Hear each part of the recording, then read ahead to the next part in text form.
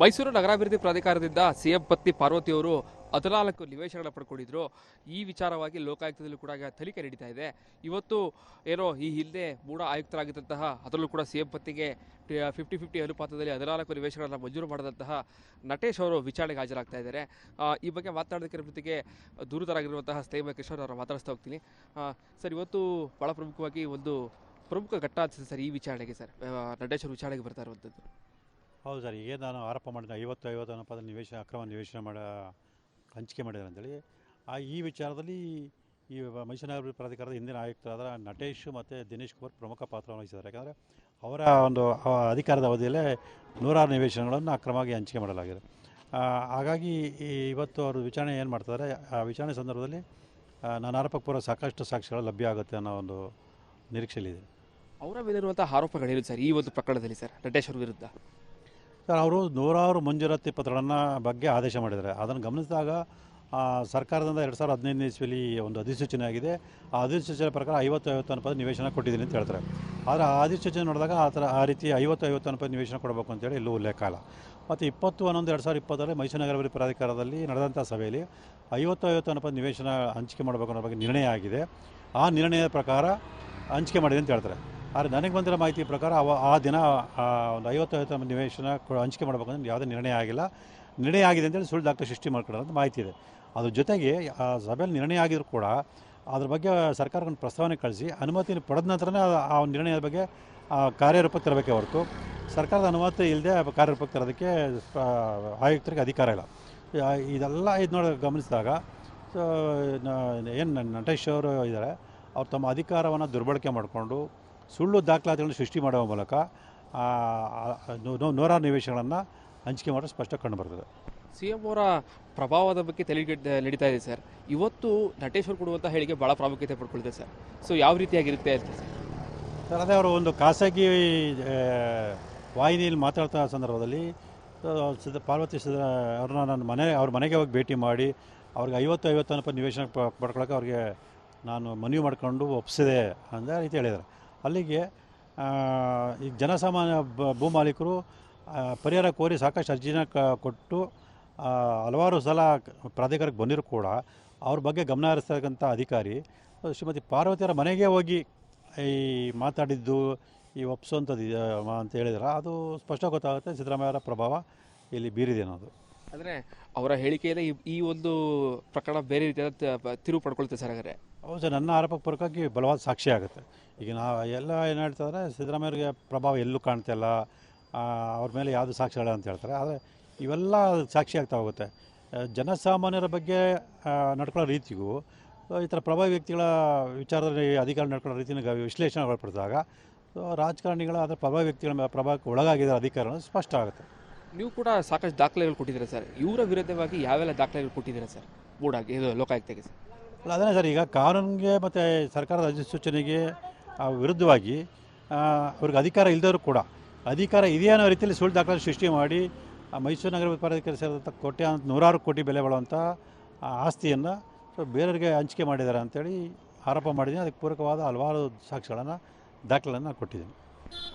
ಒಂದು ಫೇರ್ ಆಗಿ ನಡೀತಾ ಇದೆ ಅನಿಸುತ್ತೆ ಸರ್ ಲೋಕಾಯುಕ್ತ ತನಿಖೆ ಈ ವಿಚಾರದಲ್ಲಿ?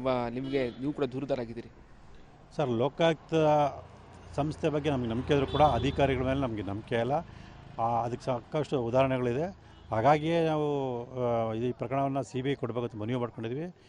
ಮುಂದಿನ ವಾರ 26ನೇ ತಾರೀಕು ಅದರ ಬಗ್ಗೆ ವಿಚಾರಣೆ ಇದೆ. ಆ ವಿಚಾರಣೆಯಲ್ಲಿ ಮಾನ್ಯ ನ್ಯಾಯಾಲಯ ಈ ಪ್ರಕರಣ CBI ವಹಿಸುತ್ತೆ ಅನ್ನೋ ವಿಶ್ವಾಸ ನಮಗಿದೆ ಸರ್. ಕೊನೆಯದಾಗಿ ಸರ್, ಅಂದರೆ ಈ ಪ್ರಕರಣದಲ್ಲಿ ಇವತ್ತಿನವರೆಗೂ ಕೂಡ ಯಾರನ್ನು ಕೂಡ ವಶಕ್ಕೆ ಪಡೆದು ವಿಚಾರಣೆ ಮಾಡುವಂಥದ್ದು ಆ ರೀತಿಯಾದಂಥ ಪ್ರಸಂಗ ಬಂದೇ ಇಲ್ಲ ಅಂತಲ್ಲ ಸರ್ ಈ ಪ್ರಕರಣದಲ್ಲಿ?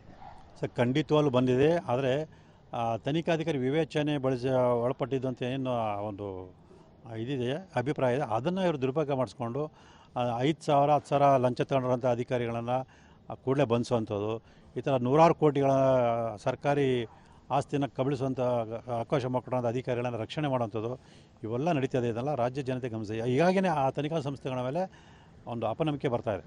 ಸೊ ತನಿಖಾದ ಬಗ್ಗೆ ವಿವೇಚನೆಗಳು ಬಳಸಬೇಕಂತ ವಿಚಾರದಲ್ಲಿ ಕೇವಲ 106 ಕೋಟಿಗಳು. ಈಗ ನಾನು ಹೇಳಿದಾಗೆ ಅವ್ರ ಮಂಜೂರಾತಿ ಪತ್ರದಲ್ಲಿ ಏನು ಅಧಿಸೂಚನೆ ಬಗ್ಗೆ ಉಲ್ಲೇಖ, ಅದರಲ್ಲಿ 50-50 ನಿವೇಶನ ಹಂಚಿಕೆ ಮಾಡೋಕೆ ಇಲ್ಲವೇ ಇಲ್ಲ. ಮತ್ತು ಸಭೆಯಲ್ಲಿ ನಿರ್ಣಯನೂ ಆಗಿಲ್ಲ. ಮತ್ತು ನಿರ್ಣಯ ಆಗಿರೋ ಕೂಡ ಕಾನೂನು ಪ್ರಕಾರ ಸರ್ಕಾರದಿಂದ ಅನುಮೋದನೆ ತಗೊಳ್ಬೇಕು. ಅದೆಲ್ಲ ಏನಿಲ್ಲದೆ ಅವರು ಸುಳ್ಳು ದಾಖಲೆ ಸೃಷ್ಟಿ ಮಾಡೋದು ಅದು ಗಂಭೀರವಾದ ವಿಚಾರ. ನೂರಾರು ಕೋಟಿ ಆಸ್ತಿನ ಕಬಳಿಸೋಕ್ಕೆ ಅವಕಾಶ ಮಾಡಿಕೊಡ್ತಾರೆ. ಹಾಗಾಗಿ ಅವ್ರನ್ನ ಕೂಡಲೇ ಬಂಧಿಸಬೇಕು ಅಂತೇಳಿ ನಾನು ಮನವಿ ಮಾಡ್ಕೊಂಡಿದ್ದೀನಿ. ಆದರೂ ಕೂಡ ಏನು ಮಾಡ್ತಾರೆ ಕಾದು ನೋಡಬೇಕಿದೆ. ಲೋಕಾಯುಕ್ತದಲ್ಲಿ ಮಿಸ್ ಆದರೂ ಈಡಿಲ್ ಮಿಸ್ ಆಗಲ್ಲ ಸರ್. ಖಂಡಿತ ಅಲ್ಲ, ಇಡಿಲೂ ನಡೀತಾ ಇದೆ. ಮತ್ತು ಈಗ CBI ಕೊಟ್ಟ ಮೇಲೆ ನಂತರ CBI ತನಿಖೆ ನಡೀತೆ. ಅವಾಗ ಎಲ್ರಿಗೂ ತಕ್ಕ ಶಿಕ್ಷೆ ಆಗುತ್ತೆ ಅನ್ನೋ ವಿಶ್ವಾಸ ನನಗಿದೆ. ಇದಿಷ್ಟು ದೂರದರಾಗಿರುವಂತಹ ಸ್ನೇಹ ಕೃಷ್ಣ ಅವರ ಮಾತುಗಳು. ನಟೇಶ್ ಅವರು ಸಾಕಷ್ಟು ಈ ಒಂದು ಪ್ರಕರಣದಲ್ಲಿ ಲೋಕಭವನ ಜೊತೆಗೆ ಅವರ ವಿರುದ್ಧವೂ ಕೂಡ ಸಾಕಷ್ಟು ದಾಖಲೆಗಳನ್ನು ನಾನು ಈಗಾಗಲೇ ಲೋಕಾಯುಕ್ತ ಕೊಟ್ಟಿದ್ದೇನೆ. ಈ ಒಂದು ಪ್ರಕರಣದಲ್ಲಿ ಲೋಕಾಯುಕ್ತ ಅಧಿಕಾರಿಗಳು ಯಾವ ರೀತಿಯಾಗಿ ತನಿಖೆ ಮಾಡ್ತಿರೋದು ಎಲ್ಲರೂ ಕೂಡ ಗೊತ್ತಿದೆ. ಸೊ ಮುಂದಿನ ದಿನಗಳಲ್ಲಿ ಇಡಿ ಕೂಡ ತನಿಖೆ ಮಾಡ್ತಾ ಇದೆ. ಅದರಲ್ಲಂತೂ ನ್ಯಾಯ ಸಿಕ್ಕೇ ಸಿಗುತ್ತೆ ಅನ್ನುವಂತಹ ನಂಬಿಕೆ ಇದೆ ಅನ್ನೋ ಮಾತುಗಳನ್ನು ಹೇಳ್ತಾ ಇದ್ದಾರೆ.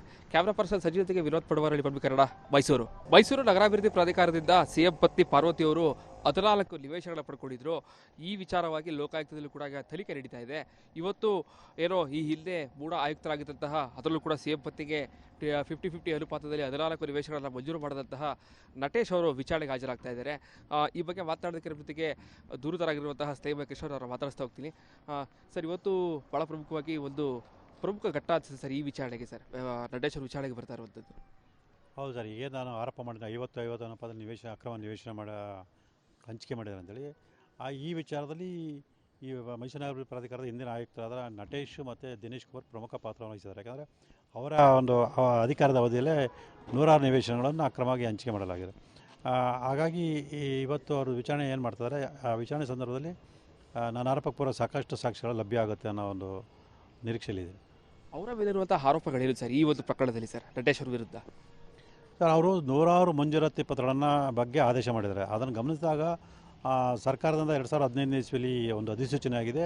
ಆ ಅಧಿಸೂಚನೆ ಪ್ರಕಾರ 50-50 ಅನುಪಾತ ನಿವೇಶನ ಕೊಟ್ಟಿದ್ದೀನಿ ಅಂತ ಹೇಳ್ತಾರೆ. ಆದರೆ ಆ ಅಧಿಸೂಚನೆ ನೋಡಿದಾಗ ಆ ರೀತಿ 50-50 ಅನುಪಾತ ನಿವೇಶನ ಕೊಡಬೇಕು ಅಂತೇಳಿ ಎಲ್ಲೂ ಉಲ್ಲೇಖ ಇಲ್ಲ. ಮತ್ತು 20-11-2020 ಮೈಸೂರು ನಗರಾಭಿವೃದ್ಧಿ ಪ್ರಾಧಿಕಾರದಲ್ಲಿ ನಡೆದಂಥ ಸಭೆಯಲ್ಲಿ 50-50 ಅನುಪಾತ ನಿವೇಶನ ಹಂಚಿಕೆ ಮಾಡಬೇಕು ಅನ್ನೋ ಬಗ್ಗೆ ನಿರ್ಣಯ ಆಗಿದೆ. ಆ ನಿರ್ಣಯದ ಪ್ರಕಾರ ಹಂಚಿಕೆ ಮಾಡಿದೆ ಅಂತ ಹೇಳ್ತಾರೆ. ಆದರೆ ನನಗೆ ಬಂದಿರೋ ಮಾಹಿತಿ ಪ್ರಕಾರ ಆ ದಿನ ಒಂದು 50-50 ನಿವೇಶನ ಹಂಚಿಕೆ ಮಾಡಬೇಕಂದ್ರೆ ಯಾವುದೇ ನಿರ್ಣಯ ಆಗಿಲ್ಲ. ನಿರ್ಣಯ ಆಗಿದೆ ಅಂತೇಳಿ ಸುಳ್ಳು ದಾಖಲೆ ಸೃಷ್ಟಿ ಮಾಡ್ಕೊಳ್ಳೋದು ಮಾಹಿತಿ ಇದೆ. ಅದ್ರ ಜೊತೆಗೆ ಆ ಸಭೆಯಲ್ಲಿ ನಿರ್ಣಯ ಆಗಿದ್ರು ಕೂಡ ಅದ್ರ ಬಗ್ಗೆ ಸರ್ಕಾರಕ್ಕೆ ಒಂದು ಪ್ರಸ್ತಾವನೆ ಕಳಿಸಿ ಅನುಮತಿ ಪಡೆದ ನಂತರನೇ ಆ ನಿರ್ಣಯದ ಬಗ್ಗೆ ಕಾರ್ಯರೂಪಕ್ಕೆ ತರಬೇಕೇ ಹೊರತು ಸರ್ಕಾರದ ಅನುಮತಿ ಇಲ್ಲದೆ ಕಾರ್ಯರೂಪಕ್ಕೆ ತರೋದಕ್ಕೆ ಆಯುಕ್ತರಿಗೆ ಅಧಿಕಾರ ಇಲ್ಲ. ಇದೆಲ್ಲ ಗಮನಿಸಿದಾಗ ಏನು ನಟೇಶ್ ಅವರು ಇದ್ದಾರೆ, ಅವ್ರು ತಮ್ಮ ಅಧಿಕಾರವನ್ನು ದುರ್ಬಳಕೆ ಮಾಡಿಕೊಂಡು ಸುಳ್ಳು ದಾಖಲಾತಿಗಳನ್ನು ಸೃಷ್ಟಿ ಮಾಡುವ ಮೂಲಕ 100 ನಿವೇಶನಗಳನ್ನು ಹಂಚಿಕೆ ಮಾಡೋದು ಸ್ಪಷ್ಟ ಕಂಡುಬರ್ತದೆ. CM ಅವರ ಪ್ರಭಾವದ ಬಗ್ಗೆ ನಡೀತಾ ಇದೆ ಸರ್. ಇವತ್ತು ನಟೇಶ್ ಅವರು ಕೊಡುವಂಥ ಹೇಳಿಕೆ ಭಾಳ ಪ್ರಾಮುಖ್ಯತೆ ಪಡ್ಕೊಳ್ತಿದೆ ಸರ್. ಸೊ ಯಾವ ರೀತಿಯಾಗಿರುತ್ತೆ ಅಂತ ಸರ್, ಅದೇ ಅವರು ಒಂದು ಖಾಸಗಿ ವಾಹಿನಿಯಲ್ಲಿ ಮಾತಾಡ್ತಾ ಸಂದರ್ಭದಲ್ಲಿ ಪಾರ್ವತಿ ಅವ್ರನ್ನ ಅವ್ರ ಮನೆಗೆ ಹೋಗಿ ಭೇಟಿ ಮಾಡಿ ಅವ್ರಿಗೆ 50-50 ಅನುಪಾತ ನಿವೇಶನ ಪಡ್ಕೊಳ್ಳೋಕೆ ಅವ್ರಿಗೆ ನಾನು ಮನವಿ ಮಾಡ್ಕೊಂಡು ಒಪ್ಪಿಸಿದೆ ಅಂತ ರೀತಿ ಹೇಳಿದ್ದಾರೆ. ಅಲ್ಲಿಗೆ ಈ ಜನಸಾಮಾನ್ಯ ಭೂಮಾಲೀಕರು ಪರಿಹಾರ ಕೋರಿ ಸಾಕಷ್ಟು ಅರ್ಜಿನ ಕೊಟ್ಟು ಹಲವಾರು ಸಲ ಪ್ರಾಧಿಕಾರಕ್ಕೆ ಬಂದಿರೂ ಕೂಡ ಅವ್ರ ಬಗ್ಗೆ ಗಮನ ಹರಿಸ್ತಕ್ಕಂಥ ಅಧಿಕಾರಿ ಶ್ರೀಮತಿ ಪಾರ್ವತಿಯವರ ಮನೆಗೆ ಹೋಗಿ ಈ ಮಾತಾಡಿದ್ದು ಈ ಒಪ್ಪಿಸೋಂಥದ್ದು ಅಂತ ಹೇಳಿದ್ರೆ ಅದು ಸ್ಪಷ್ಟ ಗೊತ್ತಾಗುತ್ತೆ ಸಿದ್ದರಾಮಯ್ಯವರ ಪ್ರಭಾವ ಇಲ್ಲಿ ಬೀರಿದೆ ಅನ್ನೋದು. ಅಂದರೆ ಅವರ ಹೇಳಿಕೆಯಿಂದ ಈ ಒಂದು ಪ್ರಕರಣ ಬೇರೆ ರೀತಿಯಾದ ತಿರುವು ಪಡ್ಕೊಳ್ತೇವೆ ಸರ್. ಹಾಗಾದ್ರೆ ಹೌದು ಸರ್, ನನ್ನ ಆರೋಪಕ್ಕೆ ಪೂರಕವಾಗಿ ಬಲವಾದ ಸಾಕ್ಷಿ ಆಗುತ್ತೆ. ಈಗ ಎಲ್ಲ ಏನು ಹೇಳ್ತಾರೆ, ಸಿದ್ದರಾಮಯ್ಯವ್ರಿಗೆ ಪ್ರಭಾವ ಎಲ್ಲೂ ಕಾಣ್ತಾ ಇಲ್ಲ, ಅವ್ರ ಮೇಲೆ ಯಾವುದು ಸಾಕ್ಷಿಗಳ ಅಂತ ಹೇಳ್ತಾರೆ. ಆದರೆ ಇವೆಲ್ಲ ಸಾಕ್ಷಿ ಆಗ್ತಾ ಹೋಗುತ್ತೆ. ಜನಸಾಮಾನ್ಯರ ಬಗ್ಗೆ ನಡ್ಕೊಳ್ಳೋ ರೀತಿಗೂ ಈ ಥರ ಪ್ರಭಾವಿ ವ್ಯಕ್ತಿಗಳ ವಿಚಾರದಲ್ಲಿ ಅಧಿಕಾರ ನಡ್ಕೊಳ್ಳೋ ರೀತಿನ ವಿಶ್ಲೇಷಣೆ ಒಳಪಡಿಸಿದಾಗ ರಾಜಕಾರಣಿಗಳ ಅದರ ಪ್ರಭಾವಿ ವ್ಯಕ್ತಿಗಳ ಪ್ರಭಾವಕ್ಕೆ ಒಳಗಾಗಿರೋ ಅಧಿಕಾರ ಸ್ಪಷ್ಟ ಆಗುತ್ತೆ. ನೀವು ಕೂಡ ಸಾಕಷ್ಟು ದಾಖಲೆಗಳು ಕೊಟ್ಟಿದ್ದೀರಾ ಸರ್. ಇವರ ವಿರುದ್ಧವಾಗಿ ಯಾವೆಲ್ಲ ದಾಖಲೆಗಳು ಕೊಟ್ಟಿದ್ದೀರಾ ಸರ್ ಮೂಡಾಗಿ ಇದು ಲೋಕಾಯುಕ್ತಕ್ಕೆ ಸರ್? ಅಲ್ಲ, ಅದನ್ನೇ ಸರ್, ಈಗ ಕಾನೂನಿಗೆ ಮತ್ತು ಸರ್ಕಾರದ ಅಧಿಸೂಚನೆಗೆ ವಿರುದ್ಧವಾಗಿ ಅವ್ರಿಗೆ ಅಧಿಕಾರ ಇಲ್ಲದವರು ಕೂಡ ಅಧಿಕಾರ ಇದೆಯೋ ಅನ್ನೋ ರೀತಿಯಲ್ಲಿ ಸುಳ್ಳು ದಾಖಲೆ ಸೃಷ್ಟಿ ಮಾಡಿ ಮೈಸೂರು ನಗರ ಪ್ರಾಧಿಕಾರ ಸೇರಿದಂಥ 100 ಕೋಟಿ ಬೆಲೆ ಬಾಳುವಂಥ ಆಸ್ತಿಯನ್ನು ಬೇರೆಯವರಿಗೆ ಹಂಚಿಕೆ ಮಾಡಿದ್ದಾರೆ ಅಂತೇಳಿ ಆರೋಪ ಮಾಡಿದ್ದೀನಿ. ಅದಕ್ಕೆ ಪೂರಕವಾದ ಹಲವಾರು ಸಾಕ್ಷಿಗಳನ್ನು ದಾಖಲೆಗಳನ್ನು ಕೊಟ್ಟಿದ್ದೀನಿ. ಒಂದು ಫೇರ್ ಆಗಿ ನಡೀತಾ ಇದೆ ಅನಿಸುತ್ತೆ ಸರ್ ಲೋಕಾಯುಕ್ತ ತನಿಖೆ ಈ ವಿಚಾರದಲ್ಲಿ? ನೀವು ಕೂಡ ದೂರದರಾಗಿದ್ದೀರಿ ಸರ್. ಲೋಕಾಯುಕ್ತ ಸಂಸ್ಥೆ ಬಗ್ಗೆ ನಮಗೆ ನಂಬಿಕೆ ಇದ್ದರೂ ಕೂಡ ಅಧಿಕಾರಿಗಳ ಮೇಲೆ ನಮಗೆ ನಂಬಿಕೆ ಇಲ್ಲ. ಅದಕ್ಕೆ ಸಾಕಷ್ಟು ಉದಾಹರಣೆಗಳಿದೆ. ಹಾಗಾಗಿಯೇ ನಾವು ಈ ಪ್ರಕರಣವನ್ನು CBI ಕೊಡಬೇಕಂತ ಮನವಿ ಮಾಡ್ಕೊಂಡಿದ್ವಿ. ಮುಂದಿನ ವಾರ 26ನೇ ತಾರೀಕು ಅದರ ಬಗ್ಗೆ ವಿಚಾರಣೆ ಇದೆ. ಆ ವಿಚಾರಣೆಯಲ್ಲಿ ಮಾನ್ಯ ನ್ಯಾಯಾಲಯ ಈ ಪ್ರಕರಣ CBIಗೆ ವಹಿಸುತ್ತೆ ಅನ್ನೋ ವಿಶ್ವಾಸ ನಮಗಿದೆ. ಸರ್, ಕೊನೆಯದಾಗಿ ಸರ್, ಅಂದರೆ ಈ ಪ್ರಕರಣದಲ್ಲಿ ಇವತ್ತಿನವರೆಗೂ ಕೂಡ ಯಾರನ್ನು ಕೂಡ ವಶಕ್ಕೆ ಪಡೆದು ವಿಚಾರಣೆ ಮಾಡುವಂಥದ್ದು ಆ ರೀತಿಯಾದಂಥ ಪ್ರಸಂಗ ಬಂದೇ ಇಲ್ಲ ಅಂತಲ್ಲ ಸರ್ ಈ ಪ್ರಕರಣದಲ್ಲಿ? ಸರ್ ಖಂಡಿತವಾಗ್ಲೂ ಬಂದಿದೆ. ಆದರೆ ತನಿಖಾಧಿಕಾರಿ ವಿವೇಚನೆ ಒಳಪಟ್ಟಿದ್ದು ಅಂತ ಏನು ಒಂದು ಇದಿದೆ, ಅಭಿಪ್ರಾಯ ಇದೆ, ಅದನ್ನು ಇವರು ದುರುಪಯೋಗ ಮಾಡಿಸ್ಕೊಂಡು 5,000 10,000 ಲಂಚ ತಗೊಂಡಿರೋಂಥ ಅಧಿಕಾರಿಗಳನ್ನು ಕೂಡಲೇ ಬಂಧಿಸುವಂಥದ್ದು, ಈ ಥರ ನೂರಾರು ಕೋಟಿಗಳ ಸರ್ಕಾರಿ ಆಸ್ತಿನ ಕಬಳಿಸುವಂಥ ಅವಕಾಶ ಮಾಡಿಕೊಡೋಂಥ ಅಧಿಕಾರಿಗಳನ್ನು ರಕ್ಷಣೆ ಮಾಡುವಂಥದ್ದು ಇವೆಲ್ಲ ನಡೀತದೆ. ಇದೆಲ್ಲ ರಾಜ್ಯ ಜನತೆ ಗಮನಿಸಿ. ಹೀಗಾಗಿಯೇ ಆ ತನಿಖಾ ಸಂಸ್ಥೆಗಳ ಮೇಲೆ ಒಂದು ಅಪನಂಬಿಕೆ ಬರ್ತಾಯಿದೆ. ಸೊ ತನಿಖಾದ ಬಗ್ಗೆ ವಿವೇಚನೆಗಳು ಬಳಸಬೇಕಂತ ವಿಚಾರದಲ್ಲಿ ಕೇವಲ ನೂರಾರು ಕೋಟಿಗಳು. ಈಗ ನಾನು ಹೇಳಿದಾಗೆ ಅವರು ಮಂಜೂರಾತಿ ಪತ್ರದಲ್ಲಿ ಏನು ಅಧಿಸೂಚನೆ ಬಗ್ಗೆ ಉಲ್ಲೇಖ, ಅದರಲ್ಲಿ 50-50 ನಿವೇಶನ ಹಂಚಿಕೆ ಮಾಡೋಕೆ ಇಲ್ಲವೇ ಇಲ್ಲ. ಮತ್ತು ಸಭೆಯಲ್ಲಿ ನಿರ್ಣಯನೂ ಆಗಿಲ್ಲ. ಮತ್ತು ನಿರ್ಣಯ ಆಗಿರೋ ಕೂಡ ಕಾನೂನು ಪ್ರಕಾರ ಸರ್ಕಾರದ ಅನುಮೋದನೆ ತಗೊಳ್ಬೇಕು. ಅದೆಲ್ಲ ಏನಿಲ್ಲದೆ ಅವರು ಸುಳ್ಳು ದಾಖಲೆ ಸೃಷ್ಟಿ ಮಾಡೋದು ಅದು ಗಂಭೀರವಾದ ವಿಚಾರ. ನೂರಾರು ಕೋಟಿ ಆಸ್ತಿನ ಕಬಳಿಸೋಕ್ಕೆ ಅವಕಾಶ ಮಾಡಿಕೊಡ್ತಾರೆ. ಹಾಗಾಗಿ ಅವ್ರನ್ನ ಕೂಡಲೇ ಬಂಧಿಸಬೇಕು ಅಂತೇಳಿ ನಾನು ಮನವಿ ಮಾಡ್ಕೊಂಡಿದ್ದೀನಿ. ಆದರೂ ಕೂಡ ಏನು ಮಾಡ್ತಾರೆ ಕಾದು ನೋಡಬೇಕಿದೆ. ಲೋಕಾಯುಕ್ತದಲ್ಲಿ ಮಿಸ್ ಆದರೂ ಇಡಿಲಿ ಮಿಸ್ ಆಗಲ್ಲ ಸರ್? ಖಂಡಿತ ಅಲ್ಲ. ಇಡಿಲೂ ನಡೀತಾ ಇದೆ. ಮತ್ತು ಈಗ CBI ಕೊಟ್ಟ ಮೇಲೆ ನಂತರ CBI ತನಿಖೆ ನಡೀತೆ. ಅವಾಗ ಎಲ್ರಿಗೂ ತಕ್ಕ ಶಿಕ್ಷೆ ಆಗುತ್ತೆ ಅನ್ನೋ ವಿಶ್ವಾಸ ನನಗಿದೆ. ಇದಿಷ್ಟು ದೂರದರಾಗಿರುವಂತಹ ಸ್ನೇಹ ಕೃಷ್ಣ ಅವರ ಮಾತುಗಳು. ನಟೇಶ್ ಅವರು ಸಾಕಷ್ಟು ಈ ಒಂದು ಪ್ರಕರಣದಲ್ಲಿ ಲೋಕಪಾಲ ವಹಿಸಿದ್ದಾರೆ. ಜೊತೆಗೆ ಅವರ ವಿರುದ್ಧವೂ ಕೂಡ ಸಾಕಷ್ಟು ದಾಖಲೆಗಳನ್ನು ನಾನು ಈಗಾಗಲೇ ಲೋಕಾಯುಕ್ತ ಕೊಟ್ಟಿದ್ದೇನೆ. ಈ ಒಂದು ಪ್ರಕರಣದಲ್ಲಿ ಲೋಕಾಯುಕ್ತ ಅಧಿಕಾರಿಗಳು ಯಾವ ರೀತಿಯಾಗಿ ತನಿಖೆ ಮಾಡ್ತಿದ್ದಾರೆ ಅನ್ನೋದು ಎಲ್ಲರಿಗೂ ಕೂಡ ಗೊತ್ತಿದೆ. ಸೊ ಮುಂದಿನ ದಿನಗಳಲ್ಲಿ ಇಡಿ ಕೂಡ ತನಿಖೆ ಮಾಡ್ತಾ ಇದೆ. ಅದರಲ್ಲಂತೂ ನ್ಯಾಯ ಸಿಕ್ಕೇ ಸಿಗುತ್ತೆ ಅನ್ನುವಂತಹ ನಂಬಿಕೆ ಇದೆ ಅನ್ನೋ ಮಾತುಗಳನ್ನು ಹೇಳ್ತಾ ಇದ್ದಾರೆ. ಕ್ಯಾಮ್ರಾ ಪರ್ಸನ್ ಸಂಜಯ್ ಜೊತೆಗೆ ವಿನೋದ್ ಪಡವಾರಳ್ಳಿ, ಪಬ್ಲಿಕ್ ಕನ್ನಡ, ಮೈಸೂರು.